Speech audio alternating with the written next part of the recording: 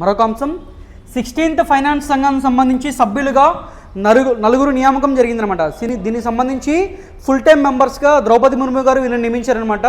మనం ఆల్రెడీ మాట్లాడుకున్నాం 16th finance commission సంబంధించి అధ్యక్షుడిగా అరవింద్ పనగరి గారు నియామకం జరిగిందనమాట. సో వాళ్ళకి కంటిన్యూస్గా నలుగురు సభ్యులు అనమాట పర్మనెంట్ మెంబర్స్. ఏఎన్ జా, అన్నీ జార్జ్ మాథ్యూ, సౌమ్యక్రాంతి ఘోష్, నిరంజన్ రాజ్యాధ్యక్ష వీళ్ళందరూ బ్యాంకింగ్ అలాగే ఆర్థిక రంగంలో నిపుణులు అనమాట. మనం ఫైనాన్స్ కమిషన్ గురించి మాట్లాడుకుంటే ఆర్టికల్ 280 ఫైనాన్స్ కమిషన్ గురించి చెప్పిద్ది.